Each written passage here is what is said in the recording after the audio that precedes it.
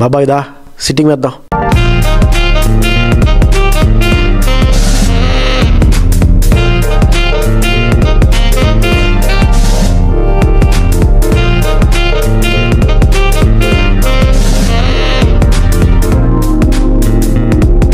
This is Vizag Fun Talks.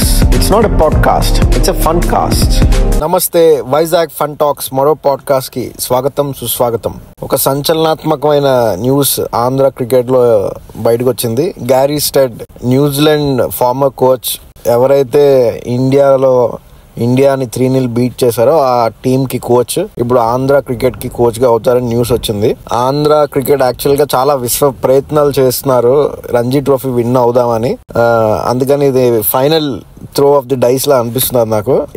ఈ ఇతనితో ఎలాగైనా మిరకిల్ సాధిద్దామని, లేదా సిస్టమేటిక్ గా సిస్టమ్ ఆల్టర్ చేసి రిజల్ట్స్ ప్రొడ్యూస్ చేసే సిస్టమ్ లా తయారు చేద్దామని అనుకుంటున్నారేమో అని అనిపిస్తున్నది. మంచి పరిణామమే క్రికెటింగ్ పరంగా, ఆంధ్ర క్రికెట్ పరంగా.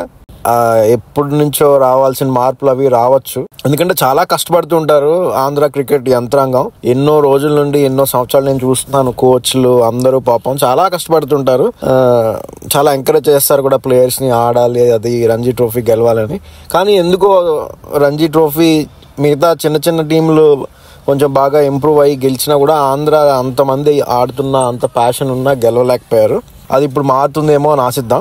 కానీ ఇది కేవలం క్రికెట్ డెసిషనా, లేకపోతే ఇంకేమైనా బిగ్గర్ ఆర్ ఇంకా లోతుగా ఏమైనా పొలిటికల్ ఇంప్లికేషన్స్ ఉండే డెసిషనా అని నాకు కొంచెం డౌట్ గా ఉంది. ఎందుకంటే ఇది చాలా అన్ప్రెసిడెంటెడ్. ఒక ఇంటర్నేషనల్ కోచ్ వచ్చి ఒక రంజీ టీమ్ కి, అది కూడా ఆంధ్ర రంజీ టీమ్ కి వచ్చి చేయడం అనేది ఐబ్రోస్ కంపల్సరీ ఇంటర్నేషనల్ సర్క్యూట్ లో రైజ్ అవుతాయి, పొలిటికల్ సర్కిల్స్ లో కూడా రైజ్ అవుతాయేమో.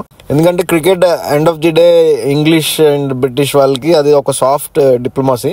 మేబీ అదొక ఛానల్ గా ఏమైనా వద్దాం అనుకుంటున్నారో ఏంటో మరి తెలియదు. నేను ఎందుకు ఇలా అంటున్నానంటే, ఐపీఎల్ వాడుకొని యాక్చువల్ గా న్యూజిలాండ్ ప్లేయర్స్, న్యూజిలాండ్ చాలా మంది కోచెస్ వాళ్ళు అలా పాతుపోయారు ఐపీఎల్ లో. ఒక సైలెంట్ టేక్ ఓవర్ లాగా ఐపీఎల్ ని టేక్ ఓవర్ చేసేసుకున్నారు న్యూజిలాండ్ చెందిన వాళ్ళని నా అభిప్రాయం. అలాగే అక్కడ పిచ్చెస్ నోహో అంతా సంపాదించి ఐపీఎల్ ద్వారా వాళ్ళు 3-0 హైస్ట్ కూడా చేశారు. మన ఇండియాలో ఓడించారు. అందుకని ఇది అంత చిన్న విషయం అవ్వకపోవచ్చు.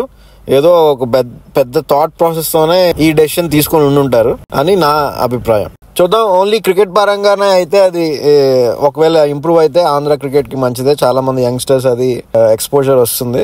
లాస్ట్ ఇయర్స్ లో కూడా అసలు పెర్ఫార్మెన్స్ బాగాలేదు. మనకు ఒక పెద్ద ప్లేయర్ ఇప్పుడు బీహార్ నుంచి ధోని వచ్చినట్టు, లేకపోతే వేరే స్టేట్ నుంచి ఒక ఇంపాక్ట్ ప్లేయర్ పంత్ వచ్చినట్టు, అలా అసలు ఏ ఇంపాక్ట్ ప్లేయర్స్ రారు. మీడియాకర్ ప్లేయర్స్ వస్తారు. ఏదో ఎస్ఆర్ అనే ప్లేయర్స్ టైప్ లో ఎక్కువ మంది ఉంటారు ఆంధ్ర నుండి. మేబీ అది మారుతుందేమో, అది వచ్చి సిస్టమ్ మారుస్తారేమో. చూద్దాం ఏమవుతుందో. అది ఈ పాడ్కాస్ట్. మళ్ళీ వేరే పాడ్కాస్ట్ లో వేరే ఇంట్రెస్టింగ్ టాపిక్ తో కలుద్దాం. అప్పటి వరకు సెలవు. నమస్తే.